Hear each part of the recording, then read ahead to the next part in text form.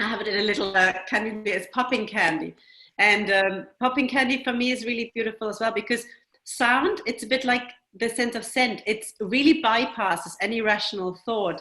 And it really can transport us back to a childhood memory. And it's something so, aloof and funny and lighthearted as popping candy, which I really like because we all know it from a childhood memory.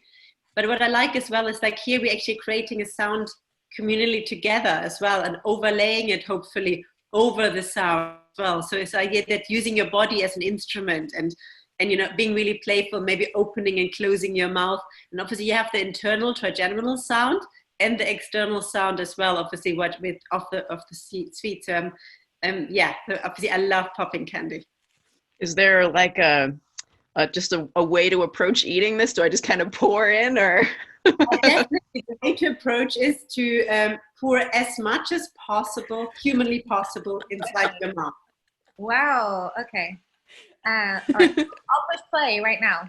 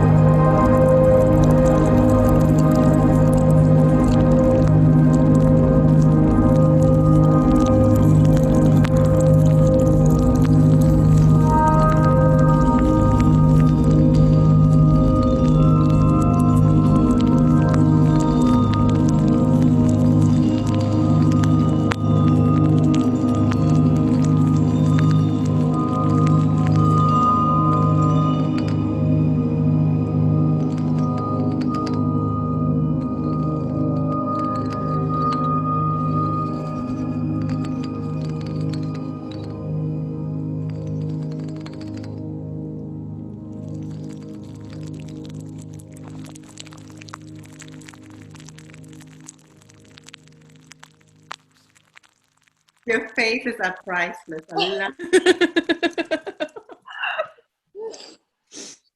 I haven't had this since forever. I don't remember the last time I had this. So good. Mm-hmm. Oh my God. take the mix down and then have a volume Oh, down.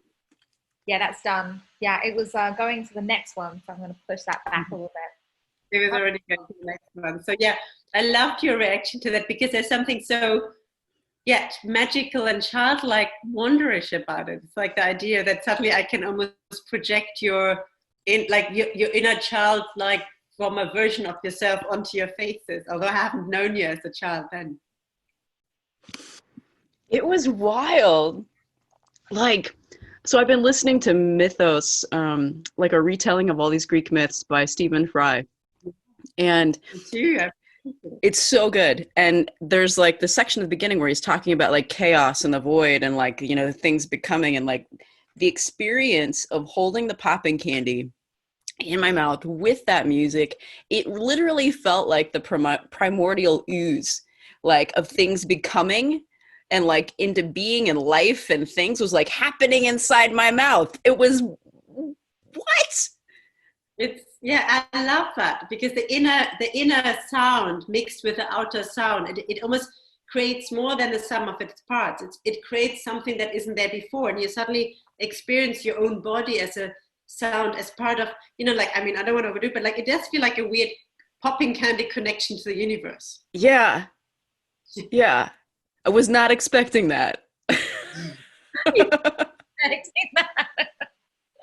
I'd be very surprised if you woke up in the morning without popping candy.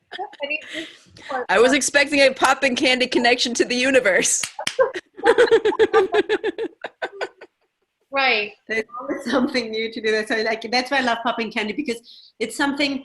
I mean, obviously, I love food because it's really accessible and really democratic. But weirdly, you know, like you reach with food something so deeper and different ideas, and especially as something as mundane and everyday and childlike and almost silly as popping candy. And I love that like you come from popping candy to the universe and mythos and Stephen Fry's idea of chaos theory. So it made me want to dance, actually. Like I suddenly wanted to like have it like circulate throughout my whole body. I saw yeah, it was really inspiring. And I love that you said that we could put as much as possible like into our mouths. Like when do I like have permission to do that before? So it really did tap into this like childlike wonder for me, you know? I'm like looking inside to see what else if I have any left so I can have more. Feeding myself. It's completely undervalued. I think popping candy definitely it is, but it's that sound, and I think the way that it cracks. But it's amazing how much like having the right sound. I mean, do listen to other music to it as well. Having the right sound really, it makes it pop even more, and it makes your mouth salivate even more. So I think that's really interesting, because here you have obviously the flavor, but this is very much a play on texture and mouthfeel. So with the coffee sweet, we had the flavor, and here this is about, it's really another take on mouthfeel and flavor, and actually using your own body as part of the music as well. So weirdly, although we are so far apart, we had this kind of communal sound experience because we were actively creating the sounds as well. So I find that always really interesting as well. Well, the way that you said to like open our mouths and close them, it becomes like a siren, of modulation for these sounds. And it changed my experience. But when I kind of opened my eyes and got to see you guys for a second, and then I went back in, it was just so much fun. One eye. Yeah. When you were developing this, were you like in the proximity with these sound artists, or were you working at a distance like we're at a distance right now? No, we were actually very lucky because they were up in Leeds. So that's 3 hours on the train. So we had a lot of sessions where we just sat together. That's why we have this weird parameters like estimated consumption time. And it was about trial and error while being in sound booth and eating a lot of food, literally a lot of food, and saying like, actually, this is like ginger is fast, and this is the mouthfeel, and trying to kind of to modulate that as well together. So that was great as well. But especially that's why we have the idea of the amount and how you eat it. It's really important as well. So because the pieces are designed around a really specific sound piece as well. So I mean,